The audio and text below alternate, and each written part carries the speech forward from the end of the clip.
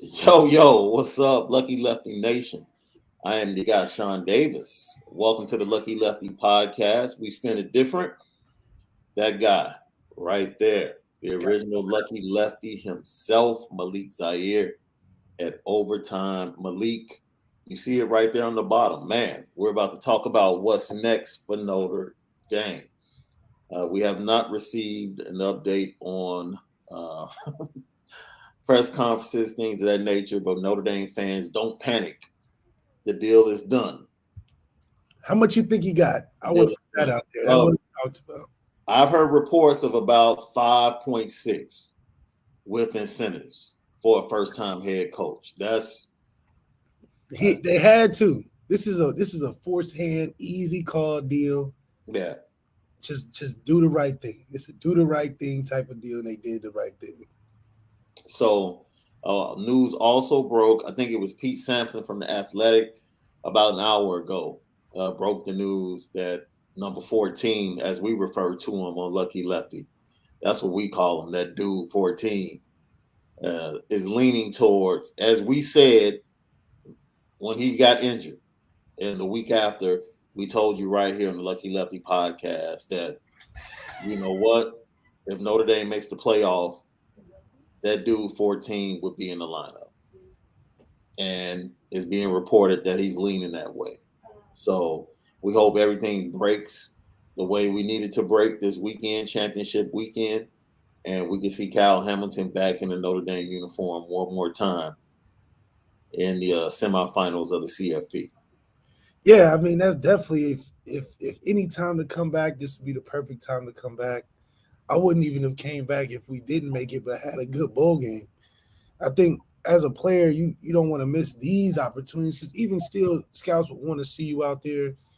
You know, they haven't seen you in a while. You know, out of sight, out of mind can take place. I think he's pretty much a solid first round pick, but even he could boost up his top 5 to maybe top 3. Who knows? You know, it goes crazy. We do some crazy things. And it's fun. You know, not too many people, if ever, get a chance to even sniff the college football playoffs, to have a chance. And, you know, I think this is something that it's an easy choice for them to make. Oh, without a doubt. Let's get to our comments, man. We got a lot of comments waiting for us. We were trying to get on earlier this afternoon, but both of us had some things to take care of before we got on. Let's go ahead. Coast Malone, I like that. What's up, Coast? Should Notre Dame leak that Kyle Hamilton would play in the playoffs if they get in? I guess to help their chances with the committee. I don't think it matters. I mean, of course, they said, you know, they would think about players missing and also coaches missing. I think everybody knows pretty much that Kyle was going to play in an important game, and if not, go to the NFL. Like, that goes without saying. Brian Kelly said as much, you know, before he left. So, yeah, and the way Coach Kelly was, you know, who knows? He probably told Kyle, you know, I'm about to be out of here, so you might as well go ahead, just chill. You know, I'm not going to press you to get back, because I'm not going to put your career on the line, and I'm about to dip. You know. Yeah. Old Grim, the O-line hire is the only one I'm really looking to see what happens. I think that's all of us. The university got better. The O-line got better the moment that Jeff Quinn left, in my opinion. And it's addition by subtraction. And now, and a lot of it too is just that we just can do better. It's not that, you know, I think he has his abilities, but there's guys that we can reach out to that could do a better job for what we got. Yeah, and also with that, reports are that former Notre Dame GA assistant and offensive lineman Chris Watt has been contacted. He is the offensive line coach at Tulane, and he has been contacted and offered the opportunity to come back to Notre Dame. And with that, I've been told that Harry Heastand is local, is around the campus, and could be brought in as a consultant, which Malik was definitely happy about to hear that last night. Coach Heastand around the building is equivalent to a real shot at having a chance of playing for a serious championship. It wouldn't be a transition year. Houston is that's the secret win that could take us over the top. It was our secret way that I felt like we could have won in 2015, 14, or 2015, 16 was through Harry Houston. And so you know, for Marcus Freeman can sleep good at night, knowing that his offensive line will be in a lot better shape. He wouldn't even have to really look down there if he sits around. just to, just know those guys are going to be in a good state of mind. And to have Chris Watt, I Yeah. mean, talk about a Tommy and Brian Kelly relationship. Chris Watt and Harry Houston are very similar as well. So it's just an extension of Harry Houston, even if he's not able to be around every day. And Watt's got a pretty cool demeanor, so I don't think it's quite as fiery as he stands, but that's probably what you want with these kids these days. Yeah, I got John A1. John, thanks for checking in with us. Yeah, checkmate. That's what we've been saying. That was the title of last night's podcast, checkmate, with all of the assistant coaches pretty much deciding to stay. It Yeah, was checkmate on Brian Kelly and what he tried to do, instilling those assistant coaches and taking them with him down to Baton Rouge and LSU. D Rock Irish, good afternoon. Good evening now. It was probably afternoon when you left this comment. Heard ND coaches on the recruiting trail and have or will be visiting Billy Schroff in Wisconsin and Xavier Nwamka today. Nwamka, who just won a state championship, by the way, congrats to him, had an in-home visit from Ohio State yesterday. Yes, that's the report. And I also saw that they allowed Tommy Rees to use the PJ today, which was only reserved for Brian Kelly. look how much Coach Kelly done left and done changed everything. Everybody want to get in on something good now. I got Marcus Freeman let Tommy Rees use the PJ to go do some recruiting today. He was getting on the plane with his caramel macchiato, from That's Starbucks, right. venti, and going to get some So people. it seems like Coach Kelly was hoarding all the goodies and resources up at ND. Keeping them to himself, right? Yeah, that's right. That's right. That's kind of funny. Yeah, Tommy Reed. Yeah, Tommy Reed. Of course, he ain't leaving. They probably told him, "Look, Tommy, you stay, you can get the PJ, man.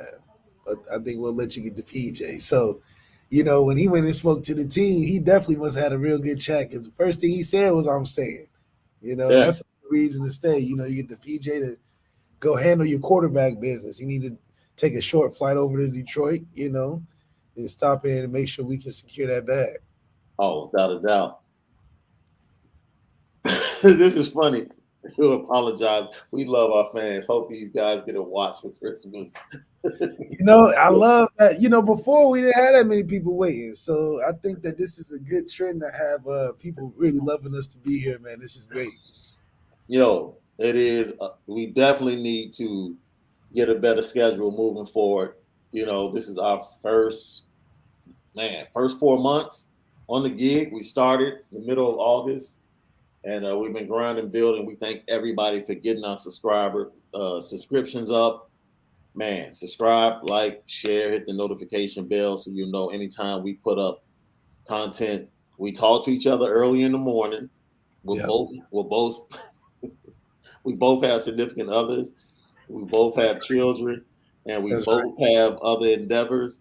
And we hit each other up early in the morning, and we set a time like, okay, this is the best time for us to do it today, and something always happens. Something always happens, but that's okay. Always happens. That's okay. That y'all, we know that you guys really love us because y'all stick around. Absolutely. So, man, things are gonna get better, without a doubt. We're not. Hey, this is not gonna be the norm. We're just not gonna keep you guys around. We're not gonna do the Brian Kelly thing. We definitely not gonna do the Brian Kelly thing. We're taking it to the next level. We're taking it to the next level. We're not gonna treat you like Brian Kelly would treat you. All right, we're not that petty. So, absolutely. The conversation, they started talking about Notre Dame basketball and everything. I see. The only thing I would say about Notre Dame basketball is I really like the Wesley kid. Mm-hmm.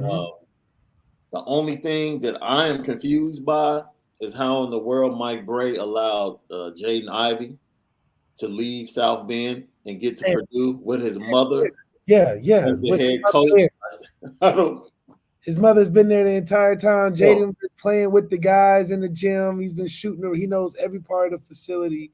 He didn't even get a look. You know, that's one of those things, you know. But Notre Dame has a hooper in the Wesley kid. Yes, they do. He's the real deal. So to have him around, leading the way for the next couple of years, it's going to be a pretty good thing. Let's see. Shout out to everybody that was given their location, man. Shout out to everybody in North Carolina, Singapore, Chicago, South Bend, Sin City. And touching y'all with the truth, how we spin it different, man. Touching y'all. It just shows you the national imprint of Notre Dame. You got Joseph Dorczynski. Yes, here come the Irish. Absolutely. I was talking to our good friend over at the other podcast, and he was saying how, this is a fan favorite pick. I think this is one of the few times where the fans really got involved with pushing who they thought should be the hire. And that groundswell really, I think, moved the tide for Notre Dame to make an unconventional pick. Mm-hmm. Something that I don't think if we left it up to them, they would have done what they did as quickly, maybe at all. So that's why I think the refreshing feeling that we really got a shot now to take another step just with all the combination of things. And this is the first time I've ever seen the fans really get behind a guy as much as they have Marcus Freeman. I know I said that a little bit yesterday, but that's a huge thing. I remember us getting away from Matt LaFleur, and it was like we didn't know. It could have been anybody to get a chance to get in that spot. So having a more grasp of the fan base and who they want and who they speaking for, it shows how much stronger this community is getting, and that how serious we are about getting that national championship. It seems like we've been watching long enough to know who it is going to take, and we found our guy. I got it. So we got something from Keegan McLaughlin. It's always those names are pronounced different, man. It's so many different ways. I hope I said it right, Keegan. I tried to say it three different ways. At this point, can we name BK the owner of the Petty Train? Yo. Yeah.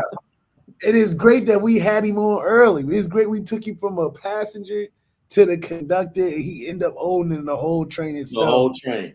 And he ended up proving us right at the worst time. He ended up proving us right. He couldn't get he could get even pettier. He was beyond driving it. He had to own the whole thing. Thank you for chiming in. According to Kelly, Indy didn't give him enough resources. Yeah, I mean, I think Coach Kelly needed something to reach for other than just saying, I ran out of steam. I just couldn't get the job done like I would have wanted to. But I really think he did mean that he felt like he could probably recruit better in Louisiana than at Notre Dame. And in some parts, that's true. Yeah. Bob Bornaro, did you guys watch the Zorge podcast? No, I don't think either one of us have watched this podcast. We are actually in talks to do a mashup podcast with Chris. I believe that's TTNL network that he's on. The owner of that network, I've actually done interviews with talking about the Chicago Bears. Really good dude. So I know the network. I'm very well aware of Chris Zorch's podcast. We have been in connection, trying to connect with Chris. So we look forward to that, even if it's in the off season. And I guess he said unreal what Lemming said about Kelly and his lack of recruiting.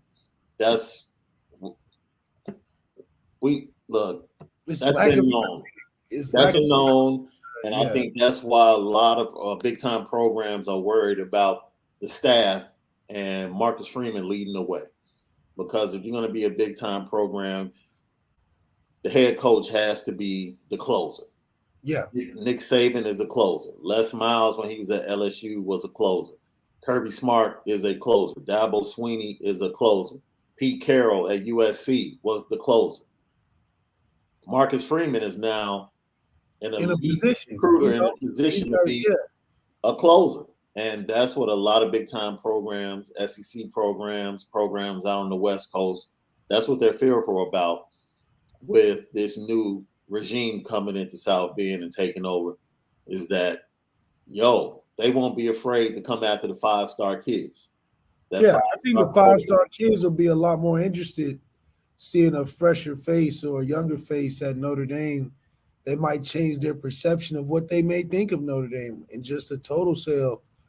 Seeing a guy like Marcus Freeman, young guy, 35 years old, Yeah, seeing his meteoric climb to this position. So I feel like a lot of recruits will look at the school differently and be like, oh man, I know it was Notre Dame, but this ain't couldn't be the Notre Dame I was thinking of if they got Marcus Freeman up in there and he just started it. So I think that's the right move. You keep talking about the right move that sets a forward in the future, and this is one of those. I don't think there's a lasting future with what you think of LSU. I don't, they might have a whole type of different guy in the next 2 to 3 years down there, and that's just how the coaching changes goes. But I think what we got here, the recruiting is obviously the number one thing that's a positive and a benefit with what this move does. But it also, we still have a season to play. yeah. I think those guys are really, really going to get behind Marcus Freeman and not skip a beat and maybe even play more inspired, seeing that they want to do well, especially in a high pressure situation for a first year guy in the college football playoffs. I got Pierre. Any word on Tony Alford? I'm assuming that's who he's talking about, possibly being the running back coach. Tony Alford makes it who is top 5 in Top the five. nation when it comes to running back coaches and recruiting.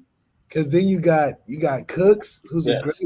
great recruiter. He was one Cook, of the best Cook, recruiters at Eric Cook Oklahoma. should be an option for a wide receiver coach. Yep. And then you Uh, got Alfred. He's a top recruiter. yeah, Marcus Freeman's a top recruiter himself. Elston, as much as Elston's a top recruiter too. yeah, Elston's a guy that he recruited me. So Elston's a top recruit, and then just if you think about it, these are closers. Like Alfred is a closer, Elston's a closer. So I mean, just the what you could think about how Notre Dame, everybody felt like we lacked in recruiting. hmm It'll be a total 180, and we'll end up having players that look like Bama pretty soon. I guarantee it. yeah. The Tony Alford move might not be as immediate. Um, First of all, because Ohio State more than likely will be, unless Iowa wins the Rose. I mean, if Iowa wins the Big Ten championship, Iowa will then go to the Rose Bowl. If Michigan wins the Big Ten championship, Ohio State more than likely will go to the Rose Bowl to represent the Big Ten.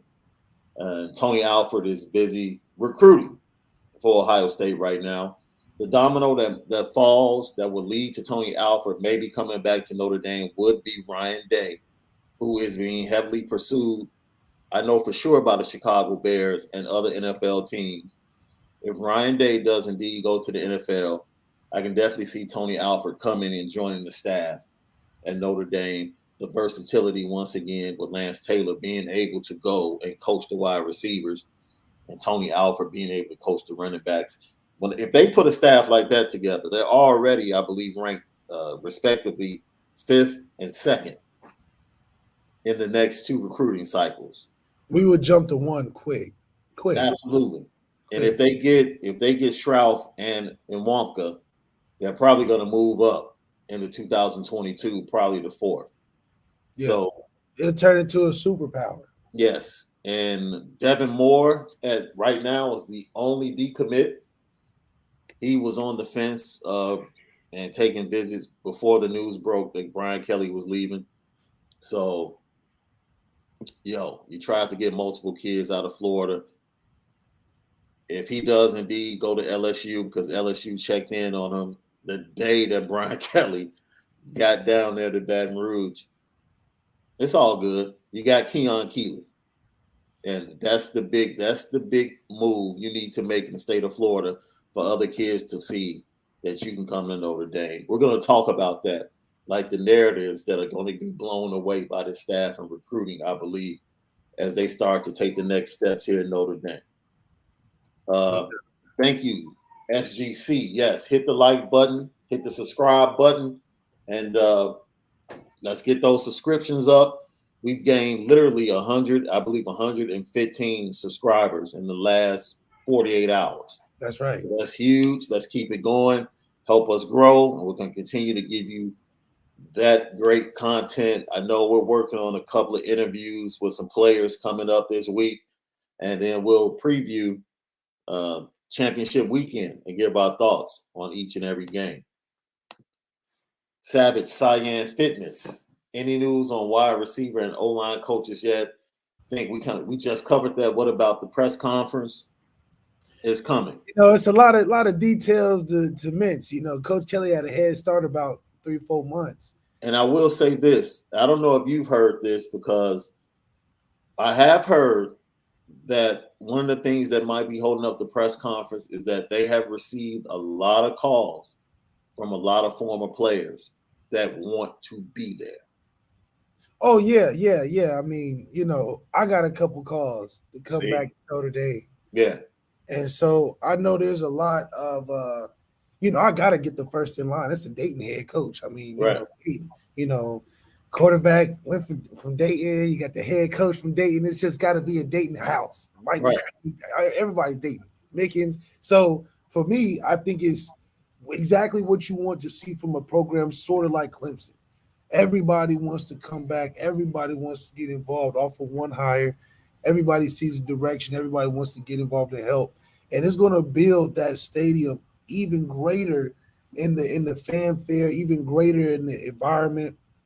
Going to turn us into a tough place to play and just an intimidating force. We're gaining intimidating factor through this week. We didn't really have an intimidating factor with Brian Kelly when it comes to other teams. When you start talking about heavy hitters, with Marcus Freeman, we might get a Tony Alford. We got the recruiting going. You got players and former players want to come back. You got the NFL pros like Chris Watt and Harry Easton working the old. I mean, these are the things that are making us very, very dangerous. And we're still in the season that we're in. We're still having a great team. We're still having recruiting going crazy, but the future is continuing to look bright. We're getting into talks like Ohio State's. We're getting into talks of the Bamas. And shoot, if we had a team like this in 2 years, we might have that special team that I wouldn't mind saying we can go toe-to-toe with a Georgia. So I can say this. We don't have a time yet, but I just got the confirmation. Your former teammate, your guy, sometime before this weekend, hopefully tomorrow, we can iron out a time. We'll let you guys know. But CJ Procise is going to be joining us right here on the Lucky Lefty podcast. That's right. Hey, that's my running back. Stay tuned. Go to follow us on Twitter and Instagram at Lucky Lefty Pod. And CJ Procise is going to be joining us. Hopefully, when they make the announcement and have the press conference, we'll link it up for CJ to join us that day and just really talk about how big this move of Marcus Freeman being the next head coach. Yeah, that's right. Is for the university. So CJ Procise, your former teammate, your backfield mate. Dangerous combo now. I want to ask you a question. I want our listeners to marinate on it, right? Because the narrative has been that Notre Dame, if they do get in, all they're going to do is get blown out again. The 2016 team, 2015, 2016 team, or the 2018 team that faced Clemson. Which team was more equipped or closer to winning the national championship if everything had gone right? Like 15. If Torian doesn't tear his ACL, if you don't get hurt, 15 was an easy championship year because you take 15 over 18, even with the coaching staff. There was nothing going to stop us other than injuries in 2015.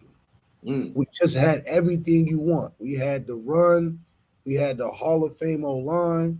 We had the deep threat with Will. We had the defense and we had superstars. So we had guys that you remember going to the game watching. You want to watch these guys.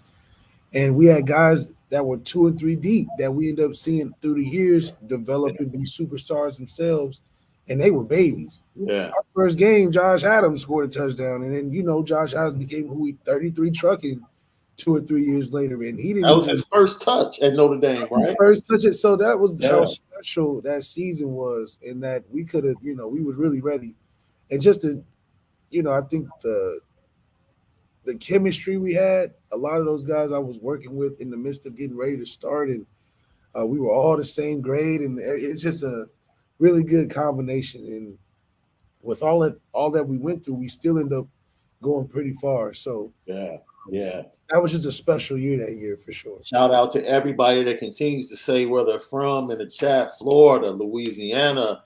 We see Shreveport, Louisiana, home of Arnaz Battle.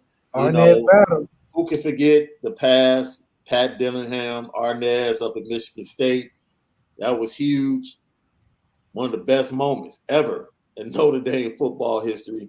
Social media, Joshua Nip says social media was electric with support for Coach Freeman. Man, I've never seen anything like it. Former Yeah, players, yeah, I'm current telling you. players, recruits, commits, people that love Brian Kelly, people that were anti-Kelly, like everybody came together and caught a hold of the movement. And Jack Swarbrick thankfully gave us what we wanted. Yeah, like we always say, there was nothing that he could have did other than do the right thing. It's the do the right thing moment. He don't have to look. We making his job easy at this point. We thank him for doing the job he did to get the win as head coach at Notre Dame. Now Yeah, let the fans get this one. Like, yeah. you can ride off into the sunset. Feel good that you made this choice. But this is the right step to take a program that was already, where it was with the standard, and we just raised it even more with this hire and what we're doing now. No question about it. D Beasy, is Quinn gone? Well, if you go to his Wikipedia page, it says LSU offensive line coach. And that's been posted around social media for the last 24 hours. So, I mean, look, he probably don't feel right to stay. He look around that room, he like, I think this is time for me to take that next step, go somewhere else. But that's the environment that we're building at Notre yeah, Dame. Building an environment where you got to be the best of the best. You want to be in an environment where everybody's on the same page. Already that head coach is letting our offensive coordinator take the PJ. That's some good teamwork. yeah. That's what you like to hear. That's what you want to. That's what you want to know. That's in the works at Notre Dame, and the animosity not being there, and that it seems like everybody's moving in that right direction. Yo, shout out to our guy, Monty from Erie, Pennsylvania. Pennsylvania's in the house. That's right. Casey Tipton. Hey, Malik and Shaun, big time Irish fans. Seeing you guys on Irish Breakdown. That's what's up. Those That's are kind of like our big bros in the business. Glad I found you guys. We're glad you found us too. And like we said, go to Instagram and Twitter at Lucky Lefty Pod. You can find us on Apple Podcasts. Just search A2S Network. All of our podcasts will be right there. And then we're right here on the Lucky Lefty Podcast YouTube channel. We're live each and every time we can do a show. We go live right here.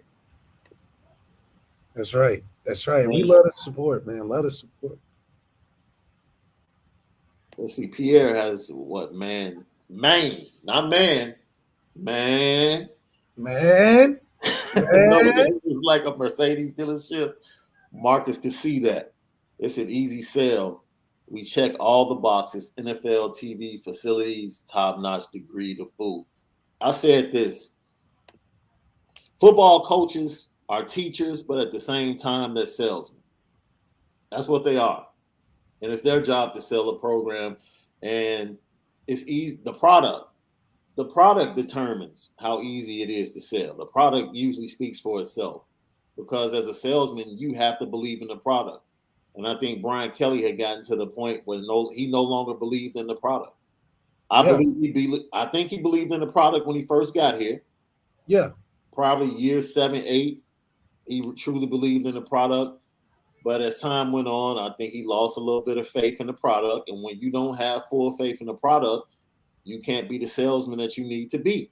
Man, 12 years doing it is no way he had the same intensity Yeah. couldn't muster the same intensity that he. I mean, you saw how the year started going. It's just like he kept fading away. It became less and less of a thing to him, losing those big games because the reaction was just so consistent with, well, we know we're gonna win all the other ones. We just missed this one this time. So I think that his change of environment maybe is encouraging from him. He wanted that challenge. He felt like he maxed out. Not too many coaches, if any, in the last 10, 20 years could even last 12 years Right. at a top 5 program.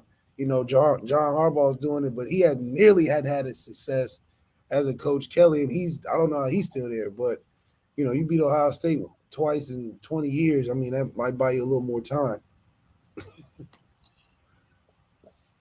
Joseph, I'm a stickler for correctly pronouncing names. So Joseph Dobrzinski. Joseph, I hope I got that right. Yes, that was good. Dobrzinski. Hearing that Tony Alford may take the head coaching job at Colorado State. He's an alum. Absolutely, that's out there. Well deserved. He's been wanting that since he first left Notre Dame. Yeah. He only went. He was trying to get that when he first left Notre Dame. They wasn't giving it to him. So hey, if Marcus Freeman making steps, I know Coach Alford's is right in line as well. I'll do these back to back. DBZ, didn't Alford already tell Kelly no? Yes. On the return coming back, and wasn't there friction between BK and Alford kind of the reason he left in the first place, allegedly? I have been told that is kind of been played up to be more than what it was. And to be honest, the Ohio State position was a better opportunity. Yeah, I think, me being there, I just felt like there were some things that Coach Alford felt like he wanted to have more say on. Mm-hmm. He wanted to be higher ranked. I think at that time he was trying to be like assistant head coach. I think he gave it to Elston or something. He gave it to somebody. And I think he wanted that spot because when he went to Ohio State, he ended up being the assistant head coach at Ohio State for a while. So, it's little stuff like that, but it makes the difference for those guys when they get to that level. I think he'll have a lot more comfortability coming back if he did. Yeah. Coach Freeman and him definitely have a good relationship being in the state of Ohio together. They definitely seen each other on the recruiting trail together, so I know there's a synergy there that I think if Alfred had to come back, he would feel more comfortable. But I think telling Kelly no, it sounded like Kelly's having a hard time finding his guys like he usually does to come down and be on the team with him. Now, I know it was a stretch the way he left to get the guys already at school, but he's been doing it for a long time, but he's not getting quite the guys he probably wanted. Yeah. I got Anthony Estex. Malik Zaire. I ain't heard that name in a minute. Glad to see you doing your thing. Hey, we outside, my man. We outside. Yo, check this one outside. Get outside and get some of this, man. Podcast is brought to you and featuring Anora Whiskey, that premium American whiskey. Go to AnoraWhiskey.com. The link is not only in our bio for Instagram, Twitter. Anytime you see it is in the description. The link is in the description for the podcast. So go to AnoraWhiskey.com and get you some of that premium American whiskey. And also featuring tonight, Fashion Geek. You know what I mean? Fashion Geek. We got the streets unlocked. Wonderful Chicago brand started by designer Alonzo Jackson. So go to alonzojackson.com or just search Fashion Geek. Get you some nice Christmas gifts. I don't know if the Black Friday sale and Cyber Monday sales are still on. It was at about 50% off, but we just dropped some new designs, some new sweaters, and some new shoes in connection. We have a connection with Adidas and Puma. So we have some new sneakers that'll be dropping for the holidays. So check those out. And I think we might have some sizes left in some of our season, the things we dropped in the spring. We might have some of those sneakers left. Okay. So check it out. Some of the Puma sneakers, go to alonzojackson.com and let them know you heard about it from the Lucky Lefty podcast. Definitely put the links in the description for you guys. And we'll do that. We bring a lot of everything. We spinning it different. You getting a little bit of therapy, a little fan therapy. No doubt. Get a little Christmas gift shopping, get a little bit of everything, man. D-Rock Irish. Hey, Shaun and Malik, I've been looking for your show since 3:30 Eastern back in your house. Yo, we outside, man. I had to water my plants, man. You know, I had to keep the things green. You gotta trim and keep them green. You gotta take care of the things. But we always in the house. I'm going to get back to that 2015 versus 2018 conversation, too. Well, they were babies when we had them, so it's hard to even think that, you know, obviously they grew up, but still, we had a real team. Those were your youngsters. Yeah, absolutely. Absolutely.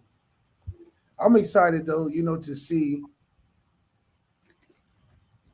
what these young guys from this year and how that class develops, because there's some real talent that's very similar to the stuff that we was having in the years that we were starting to see it in 14, and guys starting to fit in the right places. It seems like the attention to detail and the intensity of the team is getting stronger. And so I think, especially in the last two games, dominating, that's the trend that we're going to look towards moving forward. You know, especially Marcus Freeman being a dominating figure. I think he's not going to take his foot off the neck of these guys, especially if we know we can win. Man, yeah, it hasn't been. I don't think I've personally had this much excitement, and I think Notre Dame fans might agree.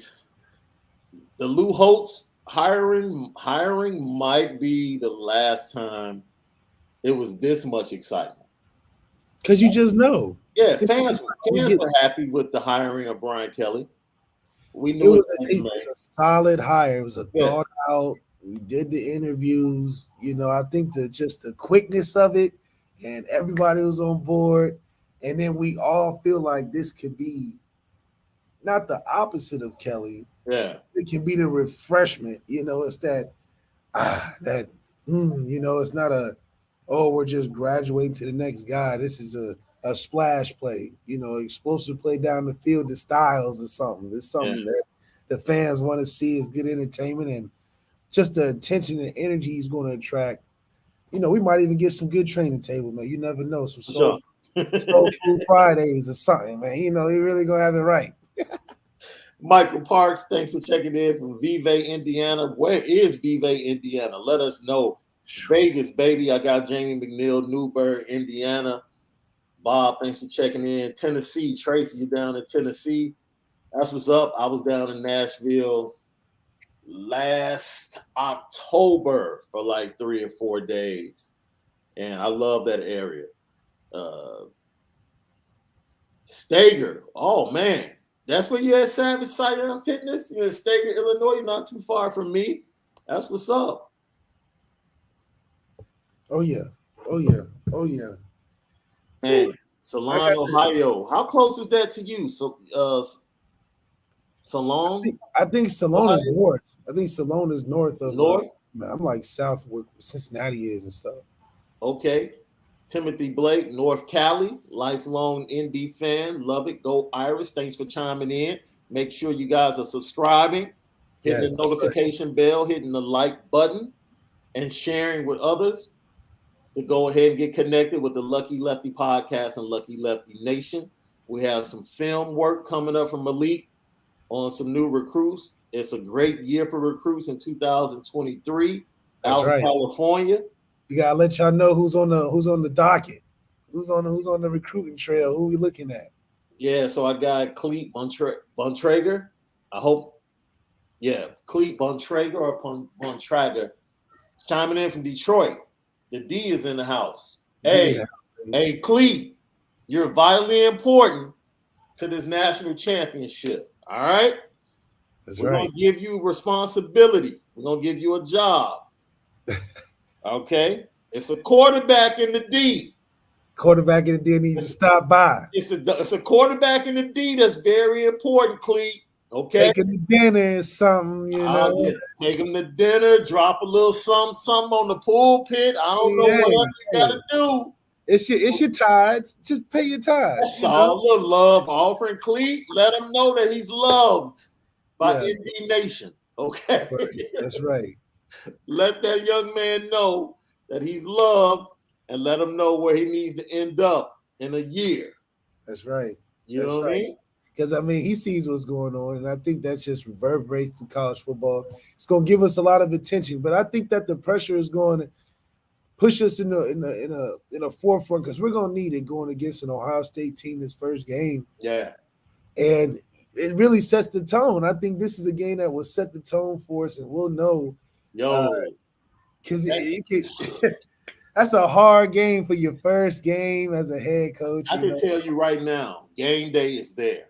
it's come on, Game day's there. game Marcus day Freeman setting up going right back to now Ohio State, Indy, Ohio State. It's already a wrap. already. Michael Parks, the Lucky Lefty podcast is all the way live. We spin it different, man. We spin it different. We talk about the same thing all of us love. Everybody in here, we come from different parts of the country, different backgrounds, but we all love Notre Dame. That's right. And that's all. We're just talking about Notre Dame football with you, with a little bit of college football music and culture sprinkled in. Sidebar right quick, man. Have you ever had a song, you overlook a song, and for some reason you hear it and it just catches you and you know you're super late? Oh yeah, I had that happen to me today. I had it happen to me this week too, bro. Okay, what's the song for you?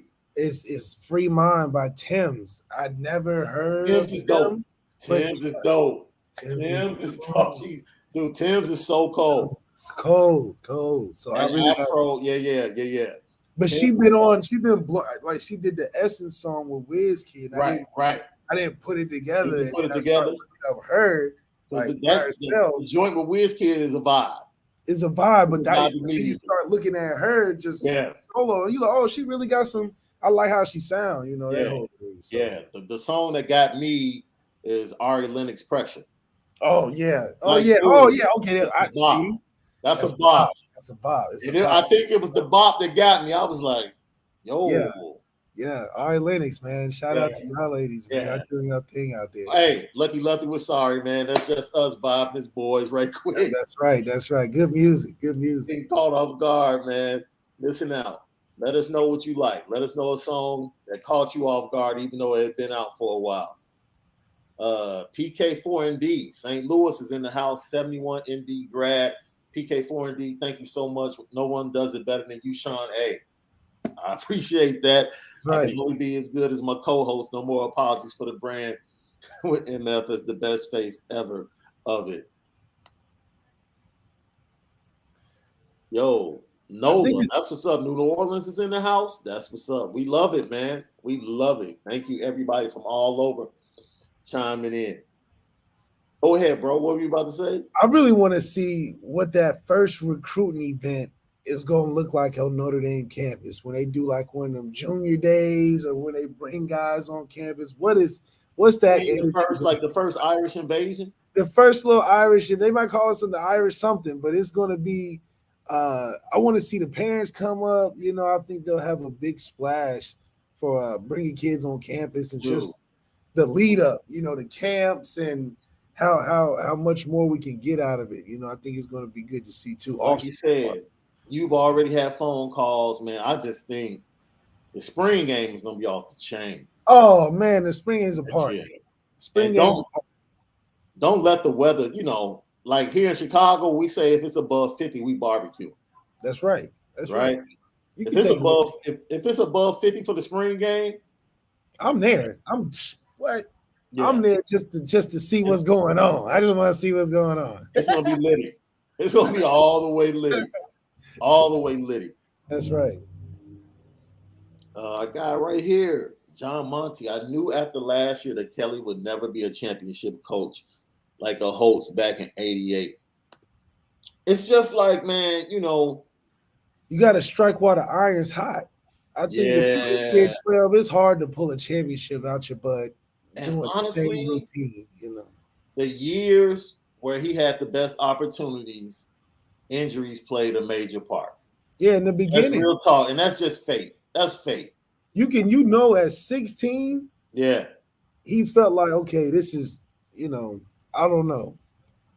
he got back to the undefeated season, Yeah. and it was such a gap once they was in the playoffs. It felt like Yeah. he was like, man, this is a dead end. Now, this right here, I haven't heard this, bro, but if this happens, this will be a major coup. And it also might be a clue to what's going to happen with Ryan Day. So shout out to CMAC. We appreciate you. Thanks for chiming in with us, giving some of your evening to us. Word is Brian Hartline is coming to Notre Dame to be the wide receiver coach. Is that an indictment that Day made it known he wants to coach in the NFL? That's been widely known. That's been widely known. Also, a lot of smoke up in Cold Region that Fleming wants to transfer to ND. It's a lot of transfers. Watch the kid, Ricks. I forget his first name. DB, 5-star from 2020 class. Ricks. Look for him possibly being a target of Marcus Freeman to transfer. 100%. He entered the transfer portal last week. Look for him possibly coming to Notre Dame. But this is where that mix is coming, because now you're getting a mix of Ohio State influence. Mm-hmm. You got a mix of that young fire from coach and their sister. So it's a lot of different influences that are going to affect these kids. You get a guy like Brian Hartline. That's a Big Ten guy. Brian Hartline, look, his resume for developing wide receivers. I mean, it's endless. So now you attracting the recruits Ohio State's getting. Yeah. You're getting that upper 3% of recruits now because they paying attention. They got the youth, they got experience, they got the accolades on top of that at the place that they're at. I mean, let's think. Now we're getting into the picture of them games on TV mean a lot more now. And on TV every week, and it's a night game. And Brian Hartline played at Ohio State. He played at Ohio State. Pull him from Ohio State, if that is the case, would be huge. But there's been questions about the networking power of Marcus Freeman. And if he comes here, they played together. Yeah. That's his boy. Yeah. So and how you gonna say no to that? Coaching job ain't his boy. So he's choosing his boy over his alma mater. That's right. If indeed that is the case. And he's definitely one of the best recruiters, man, in the nation. Another closer. One of the best coaches at that position. The dude has 3 first and second rounders going to the NFL just off this team. So that speaks for itself. That speaks for itself. And he lost. We'll secure CJ Williams, that's for sure. And he lost Lorenzo Styles Jr. to Notre Dame. That's right. As well. So he's very familiar with some of the talent that's on the roster. This is a slam dunk pick all around. Every week we'll probably have another cool update of the development. I mean, people are going to jump on boat and want to ride this wave, and it's the right one to ride. I think everybody trusts the guy in charge. Jack made it easy on us, and at the end of the day, the attraction and energy that he's going to bring from the coaches, from the recruiting. That first game, Ohio State was going to be the underdog. Yeah, I think it'll be the underdog, because especially if we pull in their coaches. Yeah, maybe not in the books, because Vegas probably would lean towards the quarterback, which would be C.J. Stroud. Tyler Buchner would be the unproven. So, the point spread would probably lean towards, and Vegas would lean toward the quarterback. But do you think we'll use the transfer portal, though? Do you think we'll be a transfer portal team or a player development directed team? You know what? Because I know we'll get some transfers that want to come. In the first 2 years, the first 2 classes are pretty much cemented as good classes. Mm-hmm. Losing to Devin Moore, they might save that scholarship. And Brian Driscoll talked about this today. They might save that scholarship if they don't see a DB that they want and just go ahead and solidify the secondary in the transfer portal. Yeah. You know what I mean? We definitely should use it because it's available. We've seen the success that it's had with a lot of guys. Yeah.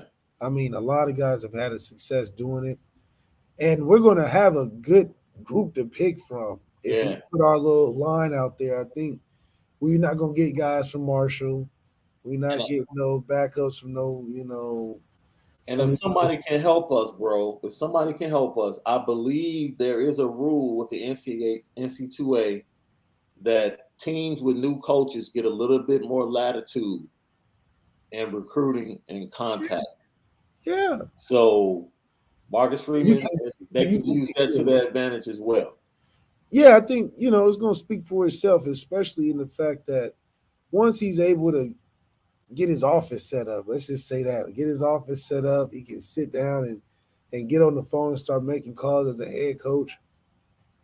I think just the attraction is going to start revolving because the stories and the media is going to be hot. They Yeah. want to know what it's going to look like in the spring. The spring is going to be crazy. Mm-hmm. Spring's going to be crazy. They want to see what we're going to do next, how we're going to look coming out, and what these young guys are going to look on the recruiting trail that come in early. So from here on out, it's going to be nothing but news, news, news, news, news. Facts. Well, shout out to Cal checking in for Tucson, Arizona. That's what's up. John Collins asks, what staff positions are left? I don't think we have to wait. We have to wait for things to be established, right? Because yeah, we got to get word. Mickens and Elston could be co-DCs because Marcus Freeman is going to be very much involved with the defense. 100%. So Elston could be defensive coordinator. You could have somebody added to coach the D-line, or Elston could still coach D-line because that's his strength. Mickens could be co-defensive coordinator or pass game coordinator within the defensive calls. Chris O'Leary could go from just safeties to coaching the entire secondary. So we have to see how things play out to really know what's left as far as positions that need to be filled. Yeah, I think, I don't even think I think he's got a lot of sleepless nights right now, Marcus Freeman, and kind of just putting his plan together and making these calls. So this first couple weeks going to be tough to really get a clear, streamlined information because. And the real hero is going to be his wife with those 6 kids, like keeping everything in order. The whole house is crazy. Yeah, they probably still celebrating. I don't blame them. Yeah, it's like draft night out over again. Yeah. I got Benjamin Weiss, Irish Breakdown sent me. Happy to be here. Shout out to you, Benjamin. Thanks for joining in. Hope you subscribe. Continue to follow us, like, share, follow us on Instagram and Twitter at Lucky Lefty Pod. Subscribe to Lucky Lefty Podcast, not just on the YouTube channel, but also Apple Podcasts if you search A2S Network. Cool. PSS Freeman brings that fire. Might be fight or 2 pregame a la ND versus Miami, and we won. See that the tunnels are disconnected now. I'm with you, Pierre. Those were the days. I need everybody, just like the Michigan-Ohio State game. They go in for halftime, and it's going up. Like they're talking trash to each other. And it's like, yo, that makes the game, that makes the rivalry better. I'm all for that. Yeah, for sure. All for that. We'll definitely have a lot more swag coming out. I think we won't be flat starting games. I think we'll have an intensity coming out from expectation from Coach Freeman. We're going to be able to be intense coming out of the chute a lot more than the frustration of feeling like we're, just passively playing the team, For sure. Shout out to our guy Polo 27. We see you out in LA, Cali in the house, South Cali. And I got Michael Parks responding, said Vive, I think we said it correctly, Vive, Indiana is located on the Ohio River. Oh, okay. Southern Indiana. I know exactly where that's at, in the tri-state area. Okay. That's right. And Joseph Dobrzinski responded, Solon is in the Cleveland area, up north, like you said. Close to St. Ignatius. Okay. Hey, you gotta get your geography, man. You know your geography, you know your history, man. That's an old quote, but that's true. Tyler Miles, thanks for chiming in. Carbondale, that's the southern tip of Illinois. You know what I mean? I know what that is. Yeah, that's right. That's you get right. To Carbondale, you're about an hour and a half from Memphis, baby. Yeah, get you some good ribs. You're making that trek down to see your family. You hit Carbondale, because Illinois is a long state, bro. Okay. So if you drive from Chicago, which is the top of the state, Oh, It's not yeah, that's wide, like but it's fives. long. Yeah, It's you like going this way. it's like a 5.5 hour, 6 hour trip to get out of the state of Illinois, just to get out the state. But That's once you like see, California. man, once you see Carbondale, you're like, yes, I'm somewhere. I'm somewhere. I'm almost there. Yeah, Michael Parks, there you go. We already gave out everybody in the Detroit area. Anyone near Detroit, Put that's them, the name. put them flyers out. That's your job for the next year. Yeah, go Make him show up feel the to love. the games. Show up at his games, screaming, "Go Irish!" All of that. That's right. We are ND. All of that. Let them know. Yo, this is dope. All the love from around the country. We appreciate you guys. Subscribe. We'll say it again. We see questions about offensive line once again. The reports are that Chris Watt, former ND player, former NFL player, and now Tulane offensive line coach, has been contacted and given the first opportunity to join the staff as an O-line coach. I'm not sure what Tulane's record is, because I know Chip Long is there too, because that was the connection. Chip Long was there as the OC. Yeah. So we'll see how that goes. I saw somebody in the chat say that Kerry Cooks was possibly going out to USC. No, not Kerry Cooks, but Dale Alexander possibly was out at USC as the tight ends coach. I don't know. I haven't had a chance to confirm that, but thank you for chiming in with that. I got Rex Mikes. What's good, y'all? What's up, fam? We appreciate you chiming in with us. Absolutely. What you call it? Hey, so I got Pierre saying we might have to have the Lucky Lefty cookout at the spring game. Man, we're gonna have a tent set up. We're gonna have a live show. We're gonna have food. We're gonna try some food. We're gonna have a good show there. And we want to do it in front of the stadium, man. That's just something showing love to the fans and showing love to you guys, shouting us out. C-Mac. Yeah, I'll let you have this one, bro. Steve Berline. Hey, Steve Berline, and this is a true story. Steve Berline is the dude that made me a Notre Dame fan as I grew up. Right? Really? My grandfather took me to Notre Dame games when I was like 3 years old. Right? So I was very well aware. But like when my love for the team and the program really started bubbling, it was like when I saw Tim Brown and Steve Berline, I was like, oh, okay. Yeah, this is my squad. This is my squad. Yeah, hell yeah. So he said today that Tyler Buchner is going to be the Irish quarterback when the team returns to practices that Reeves wanted to change after bye. I mean, shit, you better get started. You know, I think. So is he saying, C-Mac, you're going to have to like go a little bit further. Are you saying that Tyler's going to be the starter in the bowl game and the playoff game? Let us know if that's what you're saying. What do you think about that, bro? Well, I think if we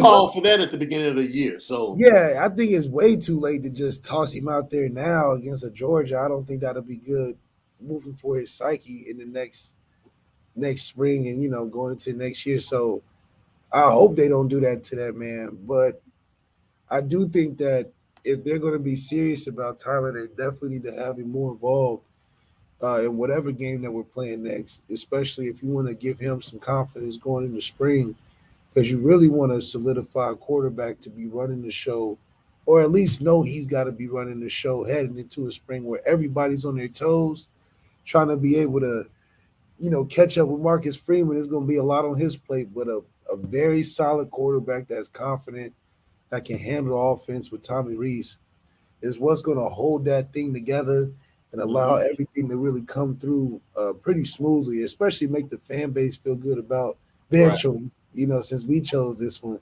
and get ready for Ohio State. Tyler Evans. Malik was my favorite ND quarterback in the BK era. That goes without saying. That goes without saying. Rex Mikes, I'm all about Heartline coming. Is that confirmed? No, that was somebody in the chat that brought that It's up. not confirmed, but we speaking it into Not existence. confirmed. I have, I did reach out to some people as soon as I heard that.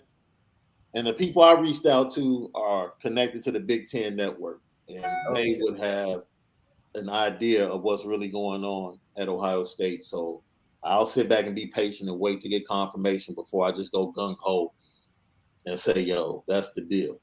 If you guys have connections down in South Bend, let us know. Yeah. Hit the telephones, hit the DMs, inboxes, whatever, to find out if we can get a confirmation on that. Okay. D-Rock Irish just threw this out there per 247. Marcus Freeman contacted his former teammate, Brian Hartline from Ohio State. That's from Bucknuts, their website. So if it's coming from them, Ohio State fans are very, very accurate on their information. So, man, we really been, because we had Cincinnati fans sweating because they thought they might lose their head coach. When Dayton comes to Notre Dame, we just changed the landscape. Yo. We bringing something from Ohio State because we got those ties. We bringing something from listen, when you got a Dayton man in charge, you gonna be in the right spot. You're gonna be all right. You're gonna be all right. So this is one of those things, man. The effect that you have for making a hire like this is reverberating to all schools around Notre Dame, and coaches pay attention too. Not just the players. There's coaches that want to coach with other coaches, and how that networks separately that's not talked about a lot. So Marcus Freeman's a hot ticket out there, man. So other coaches from different places might want to go and jump on that train as well. Okay, this is a question for me. I'm biased. I don't know why. I mean, I'm biased. Tracy Tipton, Shaun, I have a question. Me and my buddies, 6 total. Who has the better deep ball, Malik or Kaiser? We are split 3-3. Come on. So this is what I'll tell you. Right? What do they say about basketball players that shoot left-handed? Let's just say that. So it looks prettier. It looks prettier. Okay. So I'll give you your own homework. I'm biased. I'm going with my guy. It's without question. It's not even close. But I'm going to give you a little bit of homework. You go and watch the Texas game, and you watch the pretty ball he threw to Will Fuller. And then you go watch the Virginia game, and you watch that throw that was made to Will Fuller at the end of the game, and you tell me which one was pretty. That's it. You tell me which one. You tell me which one looked more effortless, and the other one looked like I'm giving it everything I got. Is coming from my toes. That's all I'm gonna say. That's right. Look, we make it look easy out there, man. And honestly, it's just one of those things where I think Deshaun had a really good ball too, but I also know that he got a good ball watching me throw a lot of good balls. No, Deshaun's ball, the ball he threw to Will at Stanford. Understand against USC. Oh, that was that post pattern when he beat Adoree Jackson. That was a pretty ball. Yeah, that was a pretty ball. It was a nice layup. That was a pretty ball. You had some pretty balls against USC at the end of the 2014-15. See, that's what I'm saying. You could go compare throws. Look, yeah, the tape is out there. That's up for y'all to decide. You might not want to watch that full game though.